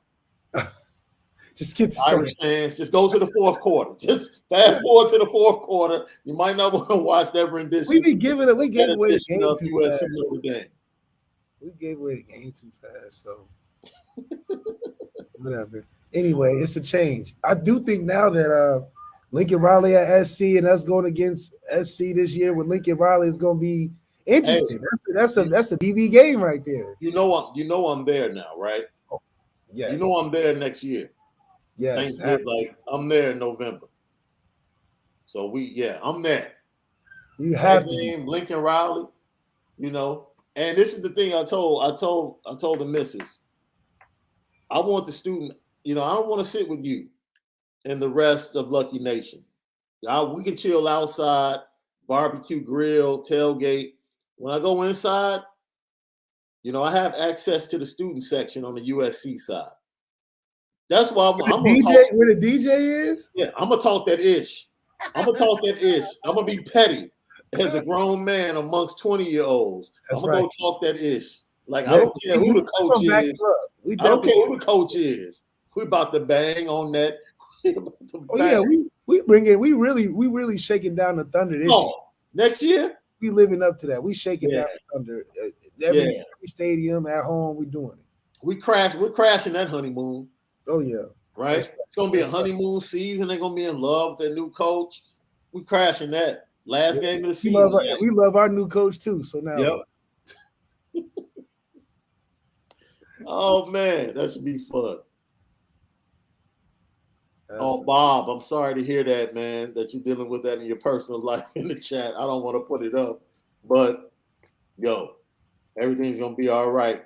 Yes, we're super excited, and you have some good things to think about to get your mind off of that. That's right. Oh my God, this is funny. That would be dope. Invite the Ohio players to the spring game. Yeah, we might bring them now. Oh, you talking about mamas, grandmamas? Everybody. We already got Soul Food Fridays. We really making changes for the team. Team gonna enjoy the changes. It's gonna bring a lot of culture to Notre Dame that's much needed. A nice refresher. No doubt. Lucas Chapman, thank you so much. Malik, I love to know your honest perspective on what makes a healthy quarterback room. What were some of the issues that created rifts, allegedly, between quarterbacks combined with fellow teammates and coaches? Man, well, naturally, it's a competitive environment, but you want to keep it competitive. And I think the way to do that is to be honest through your quarterback coach, your offensive coordinator, even your head coach on what the role and the plan is for the room. It's very counterproductive to just put guys that are ultra competitive in a position where only one guy can play and just say, all right, whoever makes it out last gets it. I think has to be a respect and a plan put in place where you feel good enough to go out there and do your best, knowing that it's going to count for something, but also know that there's a way that we're trying to go about it to develop you in the right way. Mm-hmm. It can be tricky because everybody's got their own personal opinion, but that's also come down to recruiting. You can't be lying to these kids in recruiting, especially your quarterback, because that is an extension of what you'll have on the field from you. So got to keep it honest in the recruitment. That's where it starts. And then when it gets into the room, you treat it fairly. Like you can even do it from a numerical standpoint. I mean, in Florida, we kept numbers every day in camp just to visually see the progress of what we were able to do. So I think many ways to do it, but the things that you can't have are indecisiveness by the decision makers on who's going out there and the non-committal or the non-commitment when you're already flipping back and forth on each guy, because we've seen too many cases of it destroy the entire room, and it affects your offense. You don't score a lot of points. So if you're thinking about having two different style of quarterbacks, then you need to really have a plan for it, because having no offensive identity because you're flipping quarterbacks will get you fired. Man, thanks. But I think go ahead. Right hire, you'll be all right. No, go ahead. Finish up. Oh no, I was saying with the right hire, I mean, and having a guy like Marcus Freeman is probably going to give it to him straight, and Tommy Reese is pretty straight up dude himself. So if anything, it's something to where if they do name a guy a starter, the best that you can have is guys pushing him, but also encouraging him to compete. Like when I was with Deshaun, I was going through it with Everett on the back and forth. I always told Deshaun that it's not about necessarily being the better person. It's more about when you get your chance, take advantage, because you really don't control how this thing goes. You can be in there week and might want you in there somewhere different. So with this situation, with how we move forward to quarterbacks, I don't think Tommy's going to have two guys going back and forth like we used to seeing. So that's a first change that should be made offensively. Because he didn't like it as a player. I don't think. I know he didn't like it. That's a characteristic of Brian Kelly. You just stay to limbo for your quarterback's not good for his mental. Yeah. Timmy Johns, thanks so much for chiming in. Everybody out there, make sure you subscribe. Make sure you hit the share, the like button, and hit that notification bell. Stay in tune with the Lucky Lefty podcast. Be a part of Lucky Lefty Nation. Timmy Johns says this has absolutely nothing to do with nothing right now at this point in time.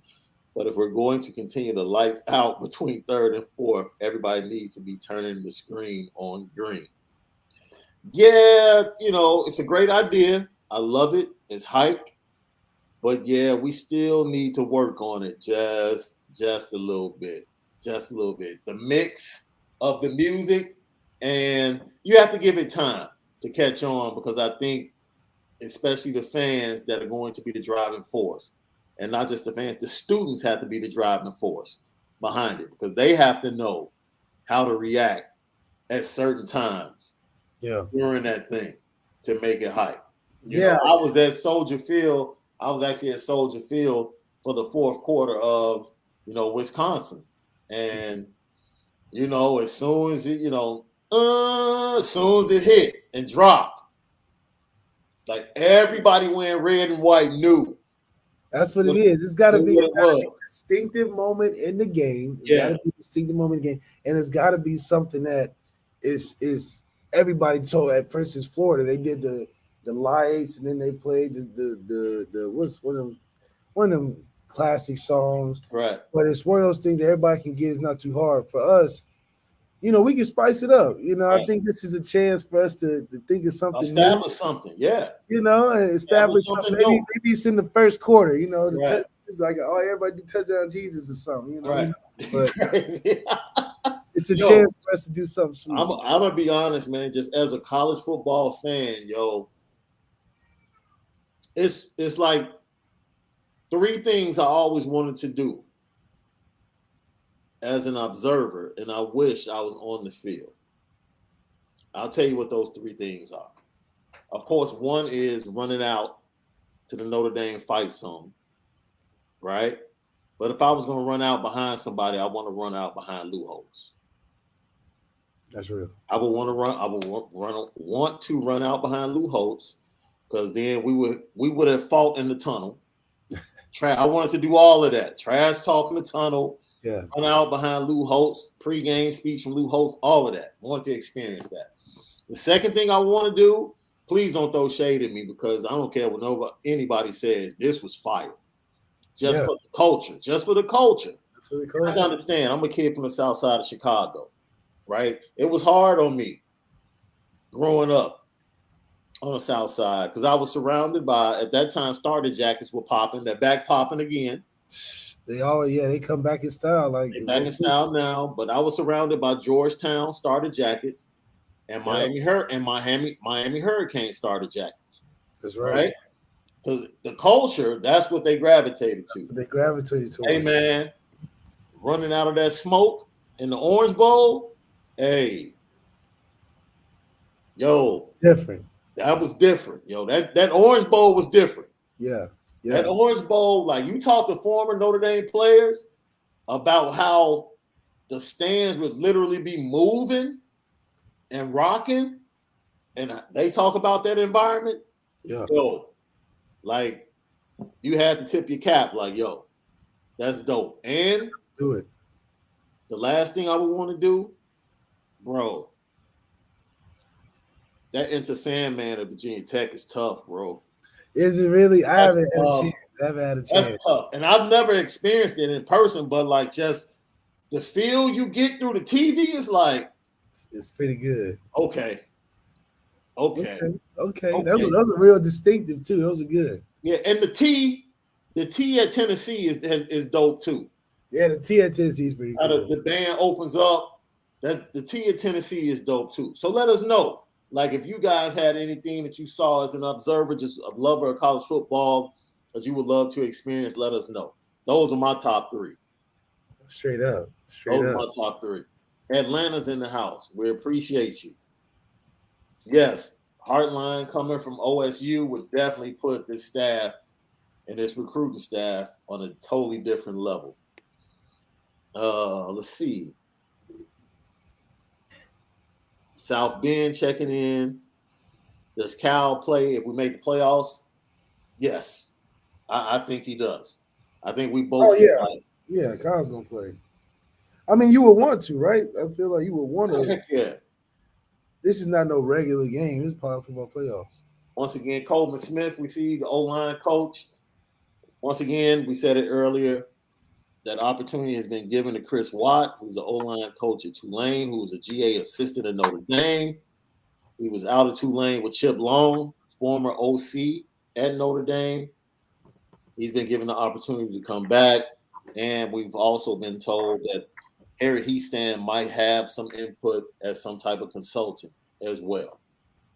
So, yeah, that's all we have right now.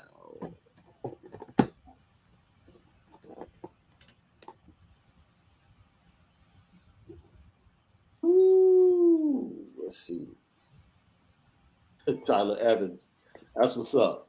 I'm ready for NB versus USC right now, baby. Game of the year. Game of the year. Yeah. Yeah. That might be the game for us to get in the playoffs.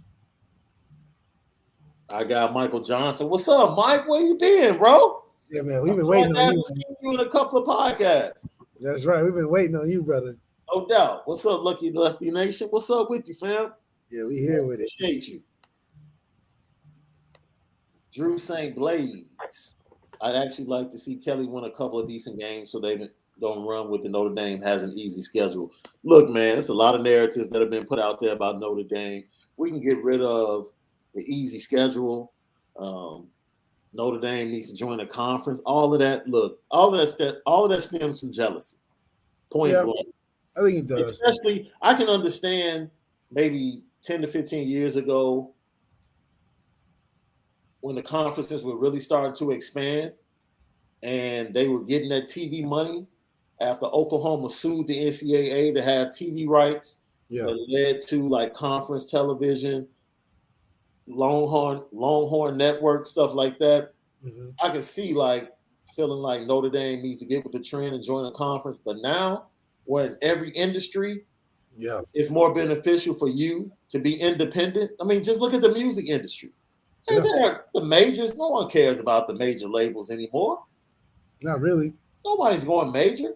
You know, all these artists can sit at home with their laptop, their MacBook, record their own music and distribute it. That's what they do out here in LA. And keep their money. Yeah. Book their own shows. That's right. And make their own money and own their own masters. And at this point, it's fruitless to expect Notre Dame to do anything different in this. Yeah, we would never. Why would we go backwards? Give up our own money and share? For who? For what? It's a national brand. For one more game on the schedule? No. Yeah. Get the heck out of here, dude. Not about to share my money with Rutgers. But we are. But playing Ohio State first game of the season, that's our conference championship. If you sit down with Ohio State, I guarantee you they will tell you like, real talk, the $65 million we get, it's cool. But man, Rutgers is trash.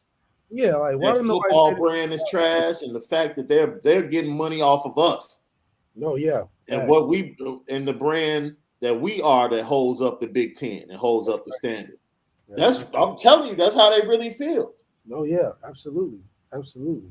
So it's like, man, we need to divvy this up by how you finish. Yep. Right? That's exactly how it needs to be, how you finish. How you finish. You first place in the Big Ten, you get the biggest cut. That's it. Second place, you get a little lesser cut. If you Rutgers, man, we'll give you about $10 million, though. That's what I'm saying. Rutgers got to fight for some wins to get some money, man. That's just how it goes. Because what are you really bringing? You're not bringing TV ratings.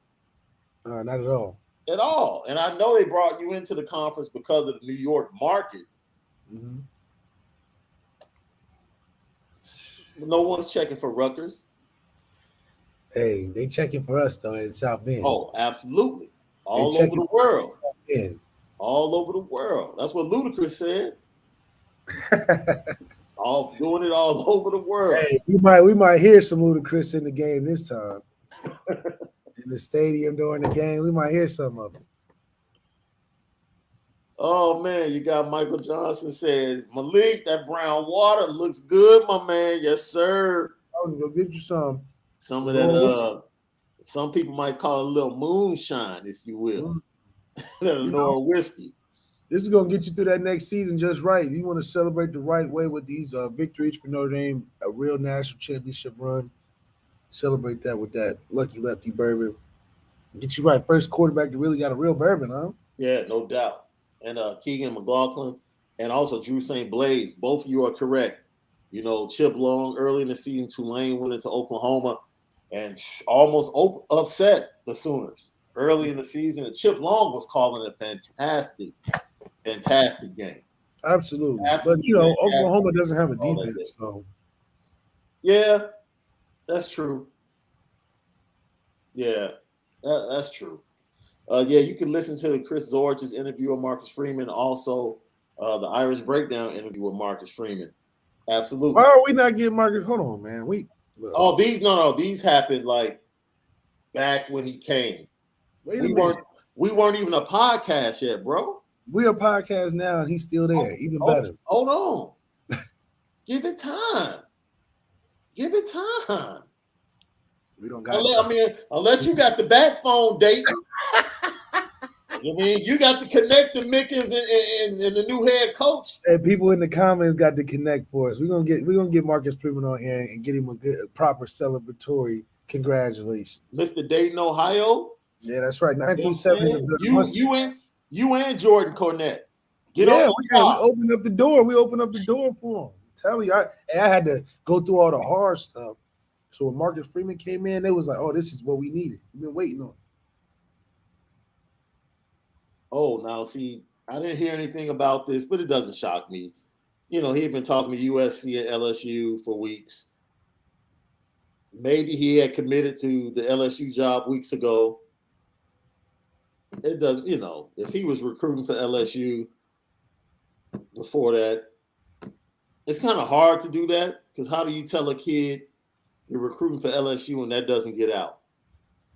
Well, if he was also, Coach Kelly, I wouldn't put it past him. Let's put it like that. Yeah, he might have had the LSU staff targeting certain players, but I don't think he was on the phone talking to players himself.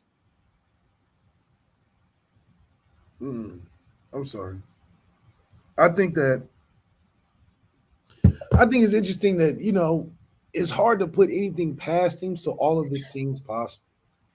At this point, every day it comes out something else a little more greasier that he might have done, might have not have done. But Coach Kelly's always going to put himself in a position to make the shot calls himself. Yeah. And this was no different. And so I honestly think he'll have a pretty good season down there at LSU due to the fact that he's going to be consistent with what he does, and he's going to cultivate a good program enough to be consistent enough or on a foundation of an 8 to 9 game, maybe 10 game season. Yeah.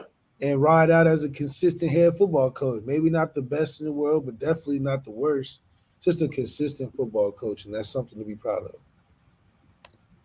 I got Tom Balork says there may be 50K at the spring game. I'm just saying. They're going to have to open up the stadium more because they usually do half, but this one, it might be a first game for you. Oh, like we just need to go open up like a hot dog stand just for next year. Straight up. It's going to be so amped. Yeah, hotels are probably already booked up. Yo, man, I need to look into real estate, dude, and maybe get an Airbnb for next season just to rent out. That's right. You have to think about it. Because I know the tickets are going to be crazy. Crazy. People are going to need somewhere to stay. Y'all let me know what that South Bend real estate is looking like. Let me know what it's looking like. I get like a 3-bedroom, 2-bath. Let that bad fella out. We're gonna get it right. We're gonna get it right. Yeah. So you see right there in the comments, I did put Fashion Geek website right there, alonzojackson.com, or just search Fashion Geek. And as always, featuring Anora Whiskey, go to AnoraWhiskey.com. That premium American whiskey.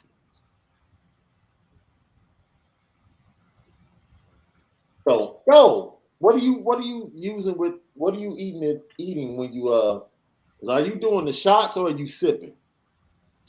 Because you can This right here is an everyday drink, so you can drink it a shot. You can drink it straight up with ice, with some little mixer, whatever you want. You're gonna get that right taste. It's better if you have it straight because you'll forget that it's alcohol. So this is something that's good when you want to put in a little bit of everything and a whole lot of things. So, man, I really enjoy it, and I know you would too. Go get you some. Yo, love your name, Dro the Gooner, down here in Houston. Thanks for checking in down in the dirty H Town. You know what I'm saying? Where they love to do everything slow, ghost walk the cars. You know what I mean? That's what's up. We Yeah. have a lot of really good players that come from predominantly black suburbs like Missouri City, and Humble. I believe Notre Dame has had a couple of linebackers from Humble, Texas, especially under Bob Davie because he came from Texas A&M and he had that connection. So Mm. Bob Davie definitely had players from down there. I believe that's an untapped market that Freeman could find talent. Yeah, we talked about that. We definitely talked about that. Just the perception of Notre Dame changes to a recruit because Marcus Freeman's the head coach, because he's young, because they're probably thinking this is an off-brand hire. This is something I can probably get behind. On top of it being an elite school, I think it just the bundle package that you Yeah, get with DirecTV just got better. So it's more attractive at this point now than an Ohio State. It's more attractive than a possibly a Alabama if you want something new and upcoming. And it puts you in that rank of a fun team like an Ohio State and a Clemson, to where not only are you getting those looks, but you also getting the back end of a career outside of football potentially. I know it was easy slam dunk for Brian Kelly, but this may even be easier slam dunk for Marcus Freeman. facts, facts, facts. Take a quick pause. We'll get back to some of your comments and questions. But one of the topics we wanted to get at is that we wanted to talk about what's the next step in the development of Tyler Buchner. And is Tyler Buchner someone that can kind of like eliminate that's being a step away from a national championship? It's two things you can become, right? You can win national championships with great college quarterbacks, and you can win national championships with franchise NFL quarterbacks. You can do it both ways, right?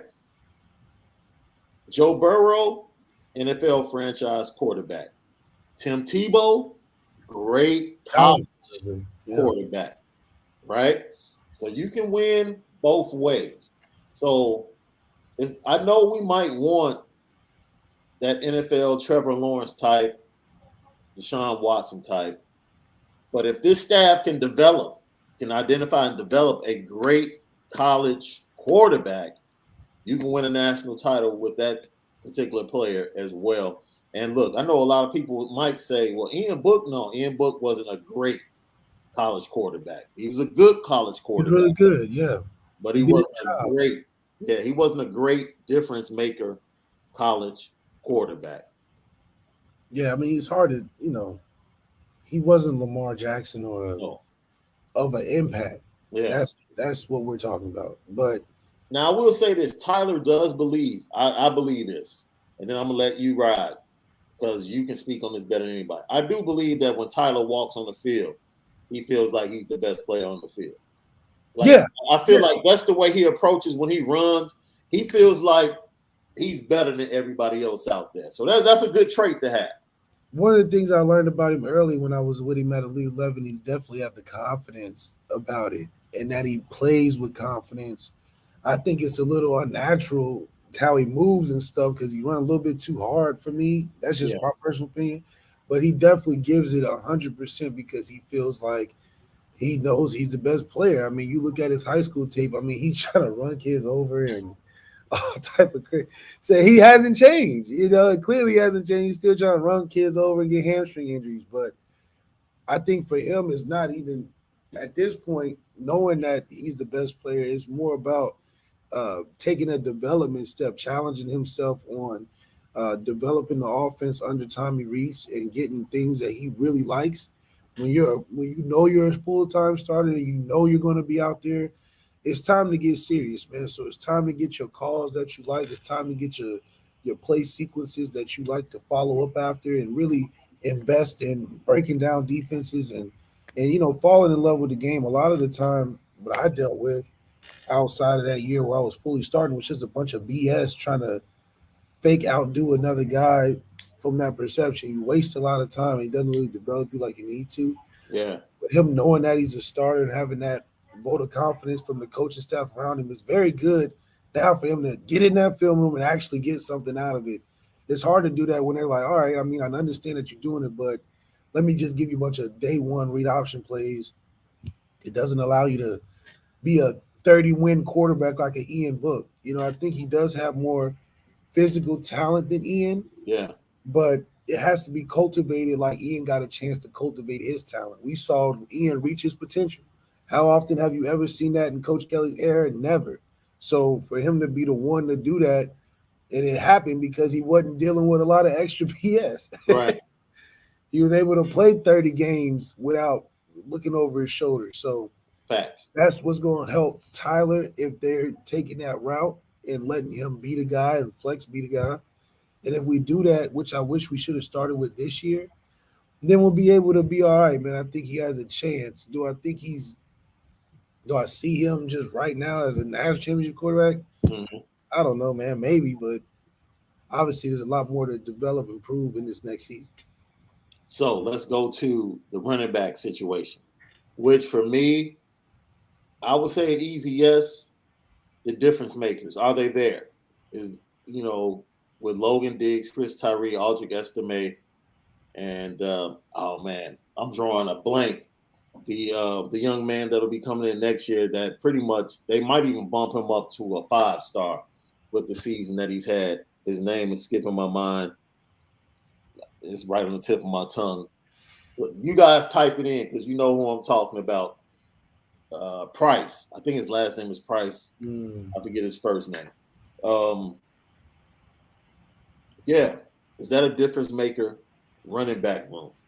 I think we'll have a. I Running back. think we'll see the true talent of what we have on our offense in terms of you see guys that you may not know about, but you'll know this year coming up.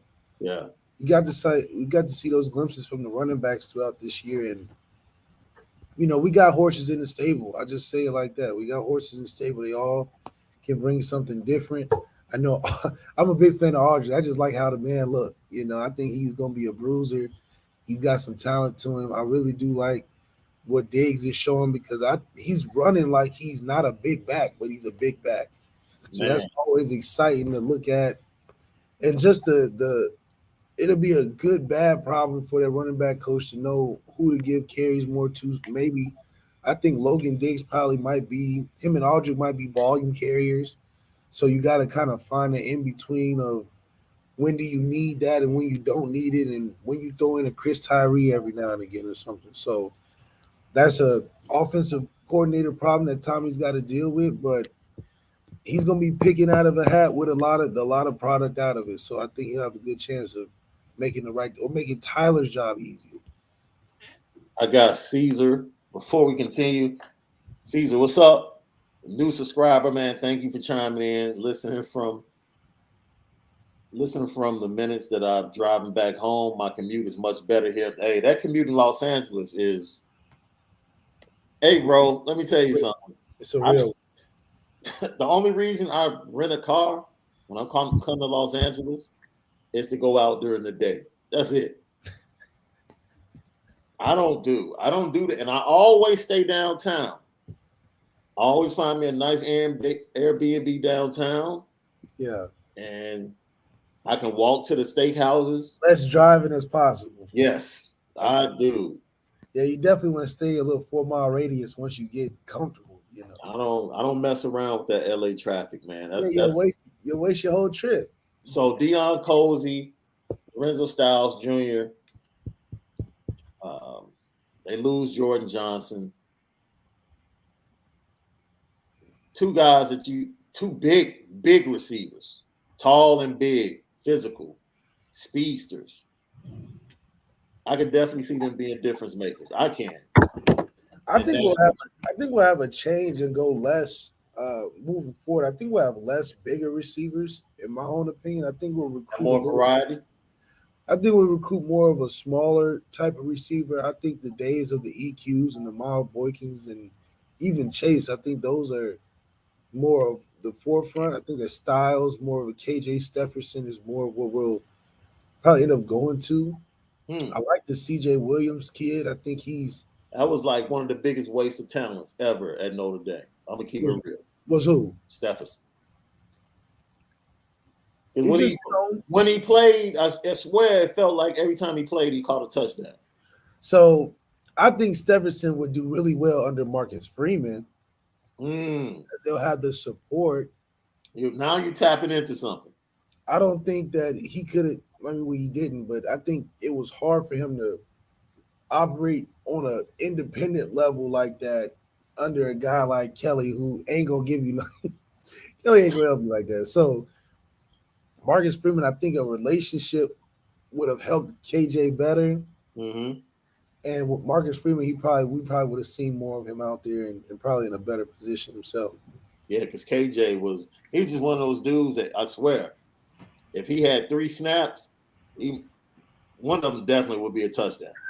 This dude had 3 snaps and scored a touchdown. Like I said, every time he stepped on the field, I remember that big. Now I'm gonna keep going. Offensive line. Now this man, that's one of the units that I'm very excited about, especially depending upon who comes back, who coaches, is Harry Houston involved, the current crop that's coming in from this recruiting class. I really think in the next 1 or 2 years, you're going to be back to what we expect at Notre Dame from an offensive line. Yeah, I mean, if you're getting Houston and Watt and back in the saddle overnight, because the first is all 5 of them linemen, Blake Fisher's going to know what it's looked like to have 4 other brothers. Yeah. And he's going to be with them everywhere they go. And that's just the start of what made us so good, is that them boys was really one person. Facts. 5 people moving as one. So Facts. I know that's what we can expect with a offensive line directed in some way by Harry Houston. I know Chris Watt knows what it's like to do that. And those guys have the game plan on how to do that. I think that's just going to turn the team around quick, and we won't have to be in mid-season talking about what we learned in the spring or something. Yeah, shout out to B-Rock Irish, who said that Matt Freeman from Irish Sports Daily is reporting that Coach Mike Elston stopped in to check in on Berkeley Prep, Florida defensive end commit Keon Keeley today. Ohio State, of course, when everything's going in, tried to sneak in the back door and offer him. Like, they hadn't even offered the kid. All of a sudden, Brian Kelly leaves, and here they come. Nah, it's not happening. It's not happening. Hey, here's something for you, bro. Coach Kelly gonna try. He's scratching for everything. He's scratching for something. Yeah, here you go.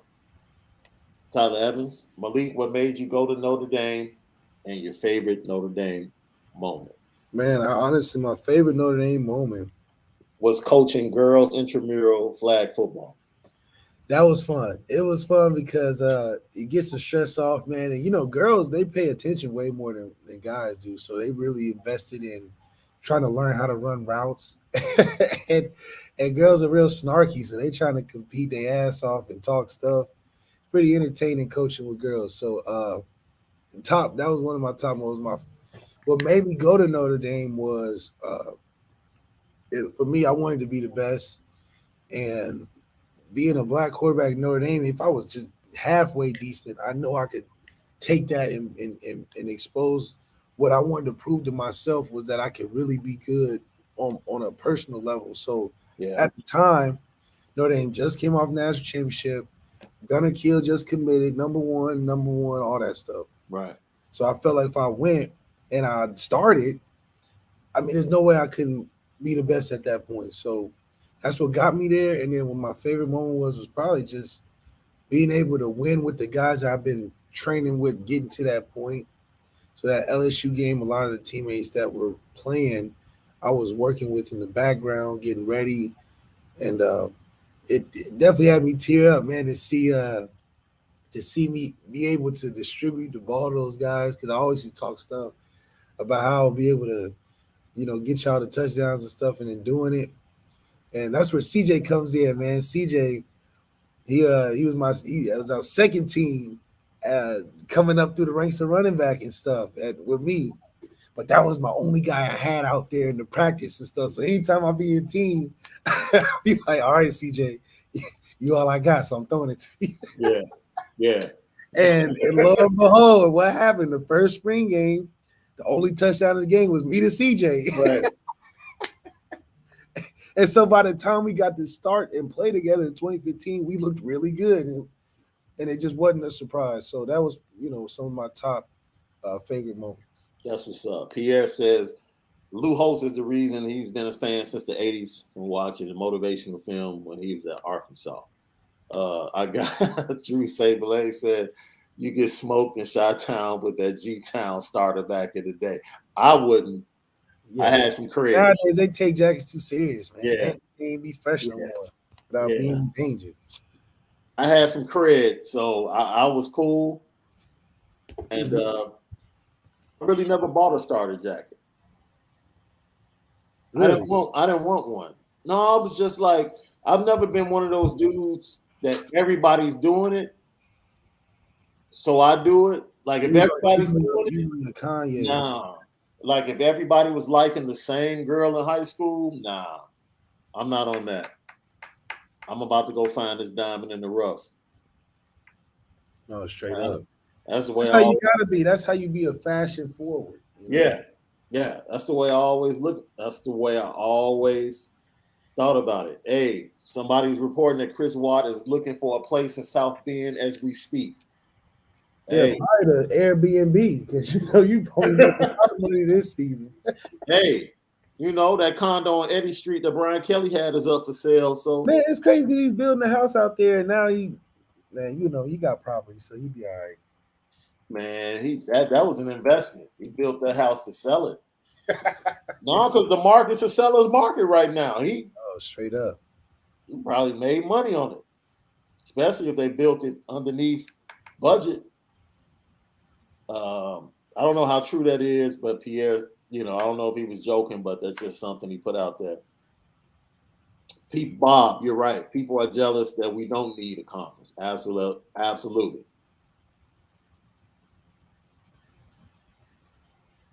Yeah, man, I'm excited for this season, man.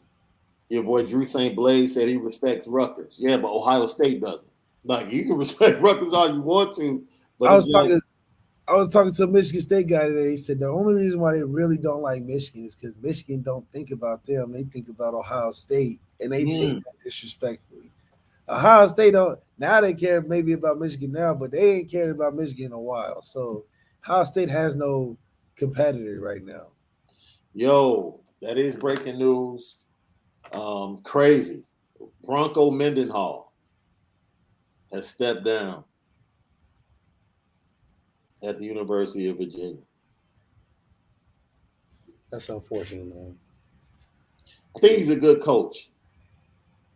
Virginia's a hard program to resurrect. Now, hopefully it's not health related. Hopefully it's just a difference of direction, and he'll get back into coaching because I think he's a really good coach. The job he did at BYU, and I think the job he's done at Virginia. No, straight up. He's just a really good coach. That's just my personal opinion.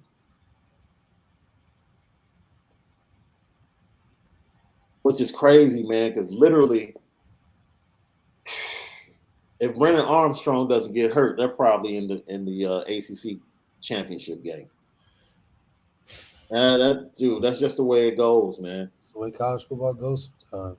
If Brennan Armstrong doesn't get hurt, he's in the ACC championship game against Wake Forest, and chance to go to a really good bowl game. Yeah, no doubt.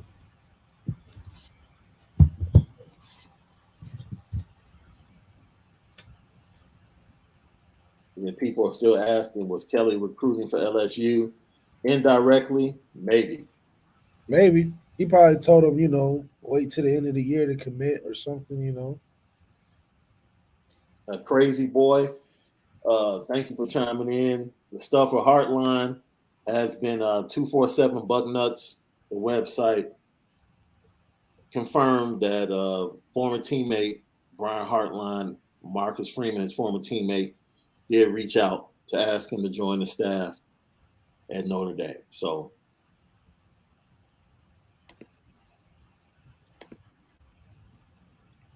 what do you think about, we talked about the offensive line. Let's go to the defensive side of the ball. Let's go to the secondary. We thought Cam Hart coming into the season could be what he ended up being for this team as far as a number one cornerback with Clarence Lewis, Tariq Bracy, the youngsters we saw come on, Xavier Watts, Ramon Henderson late in the season, and definitely the recruiting class, which has a really good, if they can, Devin Moore might be gone, but if they hold on to the rest of the DB commits, how do you see this DB room in 1 or 2 years? Is it national title level? Yeah. Yeah, I agree. I mean, I think Cam Hart, the thing I like about Cam Hart is that now, with how the position is of the team, I think he's going to be in a leadership position going into next year for those recruits coming in that are his guys. Coach Freeman's really going to lean on him on that aspect, which is going to make his game better. I think he's going to smooth out his game. He's going to make a lot more plays next year, being smarter, have more experience, and he's going to be a leader. I think if anything, what I would want to see at the end of the spring and heading into the summer is who are the pop out guys that are going to be on Marcus Freeman's first team. Like, who are the leaders? Who are the captains going to be? Who are the standout players going to be? Because you're losing a guy like Kyron Williams, who is Mr. Do Everything, and you're losing a Michael Mayer, who is also a do everything type of guy. So filling in those holes of who's going to be the next guy and who are the players that are going to pop this season, I think it's important to establish that in the summer. Yeah. Because when you hit the season, you really want to get rolling, especially with a tough game being Ohio State first. Shout out to Michael Johnson. I see that comment. What's up with Jaden McGee? He's from Naperville, Illinois. He's from Naperville. He goes to Naquan Valley out in the suburbs. Naquan Valley, he's about 6'1". I give him 6 feet. He's about 210. Athlete, wide receiver, running back. They put him in a quarterback, does a little bit of everything. Fast, shifty, quick, more than straight line speed, quick. Like, can make you miss. Yeah. Catch a screen pass, and next thing you know, it's a 7-yard touchdown. And he was doing that as a freshman. So he's really young, got put up on the varsity level really early, made a difference. They had a really good scheme. They're out there in the tough division, out there with the Naperville, Downers Grove, those teams. Some very competitive football out there. So he goes up against really good competition. And he's just going to be a really good kid. He's going to be a really good kid. He reminds me of the kid that Notre Dame missed out that ended up going. It's so funny because this kid went to, what is the name of Lincoln Way. Lincoln Way East. It came down in between, I believe, Alabama, Michigan, and Notre Dame. He chose to go to Michigan. He ended up scoring the first touchdown for Michigan last week in that game. AJ Henning. Okay, cool. AJ Henning. And he's the same type of athlete. Same type of athlete. You can put him in the backfield, split him out, put him in the slot, but just give him the ball. Get him the ball and he'll make things happen. He's a similar athlete to AJ Henning, but he's probably a little bit tall. Yeah. A little bit, because AJ is really like 5'9", 5'10". He's about 6'1". I'll give him 6'1", with some more time to grow because he's class of 2023. And he plays good competition. So definitely a recruit that Notre Dame needs to sink their teeth into. Yeah. Absolutely. He's a really good player. And the Quad Valley was a good team this year, but they had two of their team captain and also another player actually went to the Astro World concert. And both of those young kids died. So it was like a tragedy. Like in the midst of their season and their run for a state title. And they, the team tried to recover and make it through the playoffs, but, it was something like that. It was really tough losing two football players, young guys, for that tragedy. Let's see. South Bend, Norfolk, Virginia, checking in. All right. Until then, the linebackers. This is something we tapped on. If you go and listen to any breakdown, preview, wrap up, we were up and down in how we viewed the linebackers this year because We were upset with some of the fits in certain games, but consistently we were worried about them sideline to sideline. Yeah, sideline side. Play Yeah, and making plays in space and tackling. And we saw that kind of against USC and North Carolina. We saw how teams could take advantage of the linebackers and the safeties in space. yeah, and that's something that I don't think is going to be a worry moving forward due to recruiting, due to guys getting more comfortable in the defense, and due to wanting to play for your coach. I think this is the first time guys that are at Notre Dame are like, man, I'm really inspired to play well for Coach Freeman and really lock in and see the bigger picture. And I think that's going to make the defense especially more encouraging. Linebackers are going to take more of a leadership role, hopefully, Mm-hmm. and hopefully some of our more talented players are the Joe Schmitz and the Kyle Hamiltons in that linebacking group, where they're directing, but they're also making plays like Jalen Smith as well. Yeah.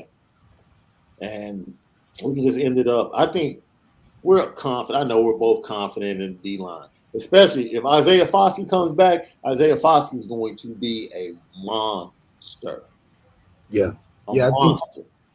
Isaiah Foskey definitely. We talked about that. I think this is set up good for him to come back. Defensive head coach. They're going to be right on him, and they're going to make sure that he gets his numbers. I feel like this is the perfect setup for him to be in. He's going to develop. Yeah. He's going to be in a comfortable situation where he can grow the right way and get the numbers he really needs to solidify himself. And Coach Freeman's going to put him in some positions to do that as well. And shout out to Jason Beddix. Jadorian Price is the young man that's coming into the running back room that's having a monster season. People are talking about he possibly might get bumped up to a 5-star. Jadorian Price, he's going to be added to the talent that's already there. And yeah, even if Kyron decides, more than likely Kyron's going pro. More than likely. Sure, he got too many carries now. Sure. Yeah, so there's plenty of talent in that running back room. I see a question for you. Oh, here it is. Brian Kahn. Malik, do you think Buchner should have started and played a few games this year to be more ready going into next year? Don't want the first game to be a deer in headlights situation at the horseshoe. Definitely, we were saying it all season he should have been playing. I think he should have been starting. But with Coach Kelly and how he's made the moves he's had made, I think this was something that he wasn't fully wanting to commit on anyway because he felt like he probably wasn't going to be there. So he just treated it just to be able to get through the season and use guys when he needs them to get through each game if he needed to. I don't think it helped Tyler develop in the right way. I think it all depends on how the spring is carried. Is he going to be treated like a starter day one? Or are you going to open up the competition? If you got him guessing by summer and splitting reps by towards the end of camp, it's going to be a tough first game in the shoe. Yeah, that's a tough venue to play. Yeah, but I think I think he's walking into the horseshoe with some studs at running back and a really good offensive line. Like he's gonna have to throw that thing for yeah, sure. he's going to throw the pill, but he's going to have some weapons though. Michael Mayer still be here.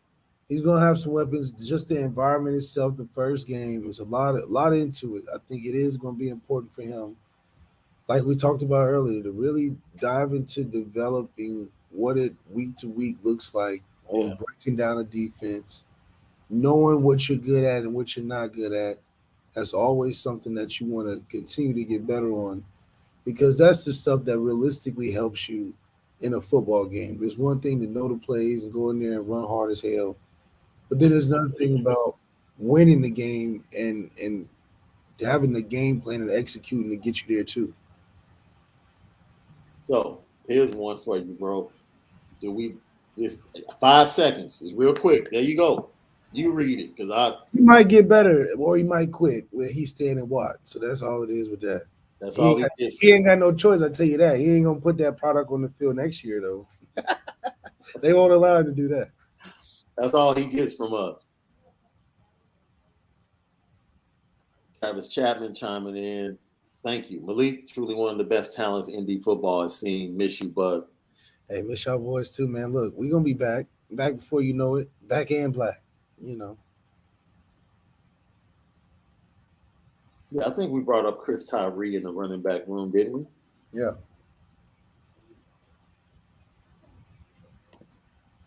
UIW Swimmer had to come on and give Shaun the same love I give my IB guys. I appreciate it, man. Straight up. Same fam, same family. All the love, we appreciate it. We appreciate it.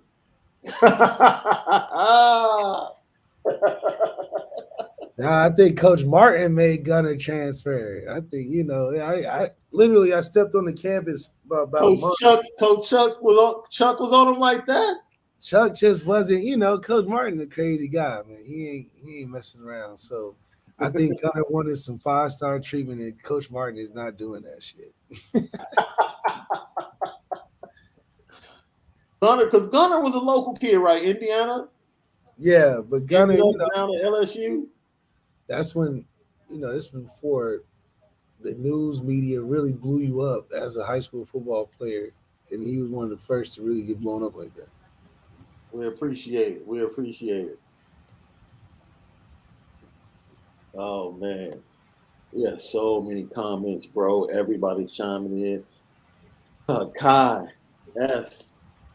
What do you think about that one, bro? Michigan will lose this weekend. I ain't worried about no Michigan, man. I just, even if they win the whole thing, I don't think they're that good. But they did beat Ohio State. I think the code helped them a lot. I think they're a better team than who they're going to be playing, so they should win. But we can't put it past Michigan if they lose either. I can tell you one thing. Well, you tell me the truth, because you know me. I get disrespectful, so keep me balanced. Because I will immediately call their defensive backs trash. Oh, But was it or is it that, or is Ohio? Does Ohio State just have really good wide receivers? Because I'm watching that game and I'm like, if it's not snowing, if it's not snowing, the game is like Michigan State was. I really think you got a kid from the Calabasas, C.J. Stroud, throwing in below temperature. He ain't used to that. You damn near got to have it in your genetics to be able to take that type of code. It probably felt like he was throwing a real Thanksgiving turkey. He probably wouldn't even feel like it was football out there. He was throwing a frozen turkey out there, and it just made it a little harder for him to operate. And he was probably a little uncomfortable. I mean, you watch Ohio State defense; they did not want to tackle. And that's rare. You usually see Ohio State teams want to tackle. They was not physical that day, and it proved to be their downfall. Yeah. So yeah. Next week, it seems like the decision is coming from Xavier and Wamka. And his dad has always been Notre Dame, Ohio State, Iowa. All right. And I think from what we've heard, his parents, his mom, prefers Notre Dame. Now let's try to finish up. Would you consider Spencer Rattler new transfer portal, bro? And I would. I think he would fit in great with Marcus Freeman. I think he would be shoot. You talk about a dangerous team. I'll book us for a championship. We get Spencer, and I think it would be a great mental space for Spencer to be with Marcus Freeman. Marcus Freeman wouldn't let a lot of that stuff fly, and Spencer's probably a lot more humble. So I don't know if the fans would like him. I know Spencer, so I would definitely love him there. Shoot, even hire me on there to just help him work out or whatever. But I do think that it's cool to see him hopefully get another chance out there. Honestly, Here you go, bro. As we get ready to wrap this up, Bronx ND fan Malik, do you have any aspirations to coach? You sound like a coach. Marcus Freeman called me today. I go, but I coached a little high school this year. It was great. I love high school coaching, but I always know I can play. So if I can't play, I'll coach. And if I can't coach or play, I'll act like I can do it. Let's see. This question here is up in the air. Stephen Hegarty says, "Good evening, guys. How many scholarships does Indy have to offer?" I think right now I know they had spots open for Sonny Styles and Wampka and one more slot. I think they were at 21. I don't even know if they really want to max that out. And they're going to be transfers from the roster Yeah. at the end of the season. So that will open up scholarships, and then you'll get some transfers coming in. So 22, 23 might be the max, and they might save those for the next year, which is a premium year, really, and especially out west when it comes to recruits. 100%. I'm excited, man. This is a good step forward for Notre Dame, and we'll have a lot to talk about in this offseason for sure. Yo, Brian Kime chimes in and said he's from Massillon, Ohio. Massillon, yeah, that's incredible. Massillon is one of the biggest indoor stadiums probably in the Midwest for a high school team. BBZ says, what if, I'm assuming you're talking about Pine beats him out? That's the people's champ, boy. That's the people's champ, boy. That's Rocky. People, man, they pull for Drew Pine, boy. Man, that stuff works for Coach Kelly and that type of crowd. Marcus Freeman is looking in Detroit. Like Drew Pine Drew Pine is the perfect. I think if Drew Pine went to Illinois, if Drew Pine went to a Wake Forest, ACC type of team, he'd be all right. Yeah. Louisville, I think Drew Pine, he's not bad, but we're trying to win national championships. Is Drew Pine a national championship quarterback? All right, let's think of national championship quarterbacks. Yeah. Is he a Mac Jones? Is he a Trevor Lawrence, a Justin Fields, a Deshaun Watson, a Cam Newton, a Jameis Winston? Is he a Miguel Roy, a Tua, a Jalen Hurts? Is he any of that? If he is any of that, then maybe. But it's not easy winning the college football national championship. Now, I'm not saying that he can't do well at a whatever, but I'm just saying for this team, we're looking for a slam dunk. You're right.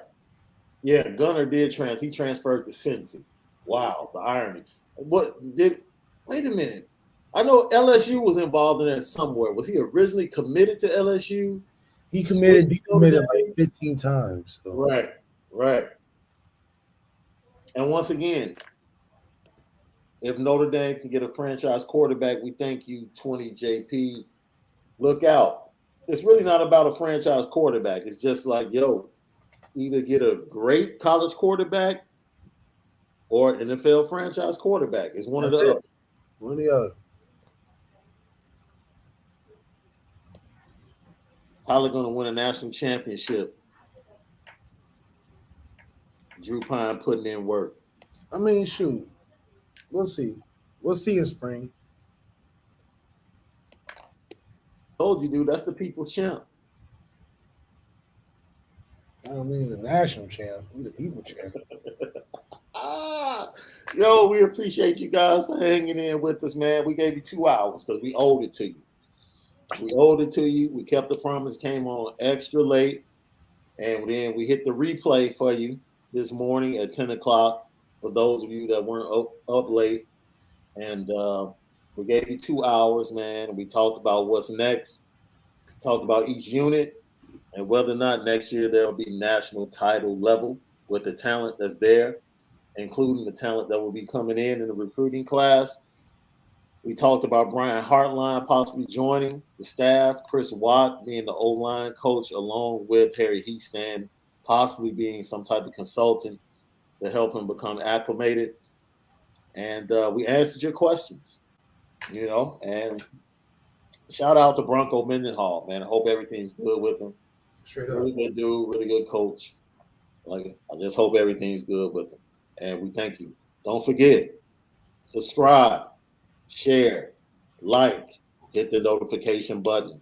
Follow us on Instagram and Twitter for updates each and every day at Lucky Lefty Pod, and then Lucky Lefty Podcast on the YouTube channel, and search A2S Network for our podcast loaded up on Apple Podcasts. So for the original Lucky Lefty himself, Malik Zaire at Overtime Malik, I'm Shaun Davis at SD2 Mics. And I think the next time we'll talk to you guys will be after the press conference. Yep. Oh, let me go ahead. Give me your picks, bro. Michigan, Iowa. Who you got? Michigan will win. I got that one. Cincinnati, Houston. I got Cincy. Baylor, Oklahoma State. I got Oklahoma State. I got Baylor. Mm, I got Baylor in that one. okay. I like the quarterback at Baylor, though. He's not bad. Wake Forest and Pitt. Wake Forest. I I like Wake Forest. I'm gonna go ahead and go with Narduzzi and the crew. I'm gonna go with Kenny Pickett. Oregon. Score enough points, though? Oregon, Utah in the rematch. Utah. Utah banged them so bad. They just pushed them around. You know. Yeah. Oregon's never been a tough team. Utah's always a tough ass team. Yeah. Especially when the season. Yeah.